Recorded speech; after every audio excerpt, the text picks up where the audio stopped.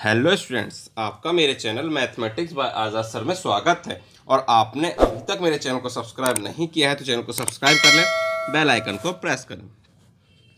तो बेटा शुरू करते हैं आज की वर्कशीट, जो कि 8वीं क्लास के लिए है और सामाजिक विज्ञान की वर्कशीट है। वर्कशीट नंबर 34 है, जो 15 फरवरी के लिए है। सभी बच्चे यहाँ अपना नाम लिखेंगे या अपने कक्षाध्यापक या अध्यापक का नाम लिखेंगे। बेटा आज हम करेंगे राष्ट्रीय आंदोलन का संगठन 1870 के दशक से 1947 तक, सविनय अवज्ञा आंदोलन की ओर। असहयोग आंदोलन के खत्म होने के बाद गांधी जी के अनुयायी ग्रामीण इलाकों में रचनात्मक कार्य शुरू करने पर जोर दे रहे थे। चित्तरंजन दास और मोतीलाल नेहरू जैसे अन्य नेताओं की दलील थी कि पार्टी को परिषद चुनाव में हिस्सा लेना चाहिए और परिषदों के माध्यम से सरकारी नीतियों को प्रभावित करना चाहिए।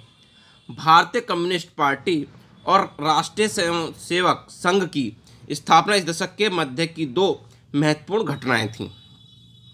उसी दौरान क्रांतिकारी राष्ट्रवादी भगत सिंह भी सक्रिय थे।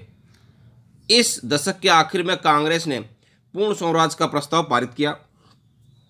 जवाहरलाल नेहरू की अध्यक्षता में 1929 में पारित किए गए इस प्रस्ताव के आधार पर 26 जनवरी 1930 को पूरे देश में स्वतंत्रता दिवस मनाया गया।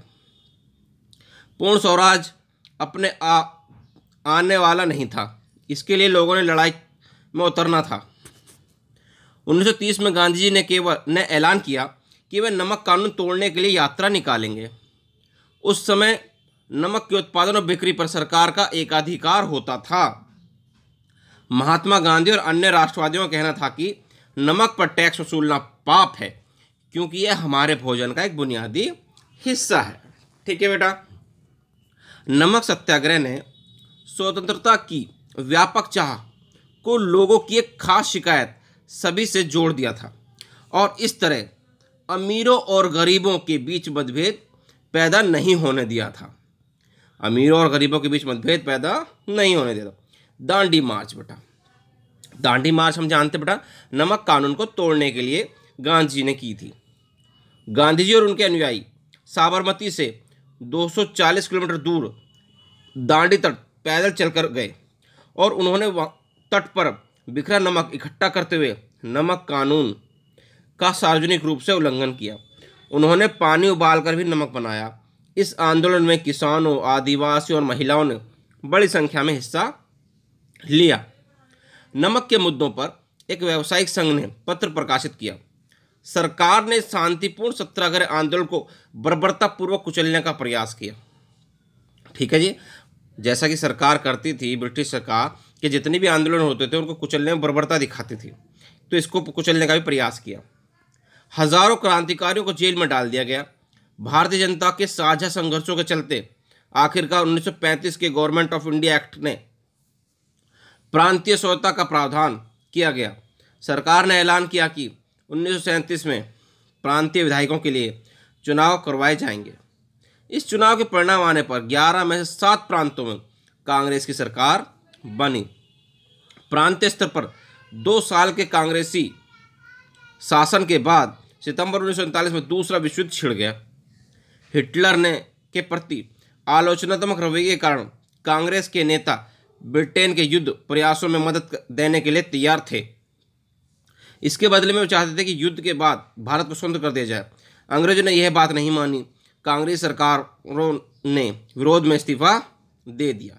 जब उन्होंने किया कि हम युद्ध में आपका साथ देंगे, लेकिन इसके बाद आपको क्या करना पड़ेगा, भारत को आज़ाद करना पड़ेगा। अंग्रेजों ने यह बात नहीं मानी और कांग्रेस सरकार ने इसके विरोध में क्या दे दिया, इस्तीफा दे दिया था बेटा। अब देखिए बेटा, पहला प्रश्न क्या था, कांग्रेस के कुछ नेता चुनाव में भाग क्यों लेना चाहते थे।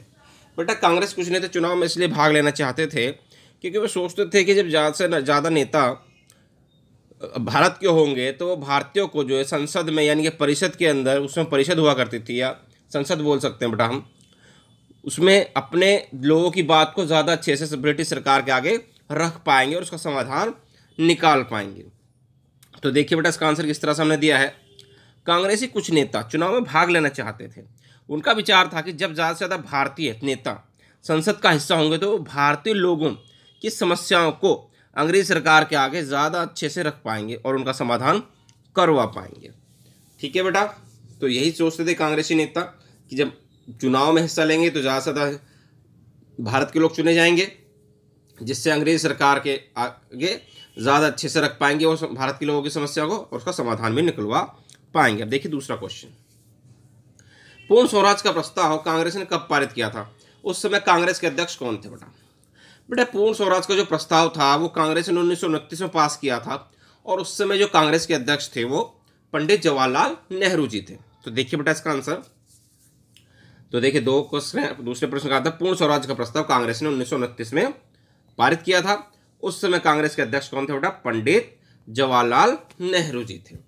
तो इस तरह से आपका बेटा दूसरा क्वेश्चन हो गया। अब देखते हैं बेटा हम इसका प्रश्न नंबर 3 क्या कहता है। तीसरा प्रश्न है, गांधी ने ब्रिटिश सरकार से लड़ने के लिए नमक को क्यों चुना? बेटा नमक को इसलिए चुना था क्योंकि ये सभी लोग प्रयोग करते हैं, अमीर भी प्रयोग करता है, गरीब भी प्रयोग करता है, आदिवासी भी प्रयोग करता है, किसान भी प्रयोग करता है। और दूसरी बात उनका मानना ये था कि नमक जैसी चीज़ पर कर वसूलना जो है पाप है, क्योंकि ये भोजन का एक अभिन्न हिस्सा है, बुनियादी हिस्सा है, ये भोजन में हमें डालना ही पड़ता है। ठीक है, तो देखते हैं इसका आंसर किस तरह से हमने दिया है। गांधी ने अंग्रेजों से लड़ने के लिए नमक को चुना क्योंकि गांधी जी और अन्य राष्ट्रवादियों का कहना था कि नमक पर टैक्स वसूल करना पाप है, क्योंकि ये हमारे भोजन का बुनियादी हिस्सा है। ठीक है बेटा, इसलिए चुना था। और ठीक है बेटा, अब देखते हैं प्रश्न नंबर 4 क्या कहता है। दांडी मार्च ने भारत के स्वतंत्रता आंदोलन को किस प्रकार प्रभावित किया? तो दांडी मार्च ने बेटा किस तरह से प्रभावित किया था? बहुत ज़्यादा प्रभावित किया था। ज़्यादा से ज़्यादा लोगों में जो है पूर्ण स्वराज की इससे मांग जाग गई थी। ठीक है, क्योंकि इसमें सभी लोगों ने बढ़ चढ़कर हिस्सा लिया था। देखिए बेटा इसका आंसर किस तरह से हमने दिया है।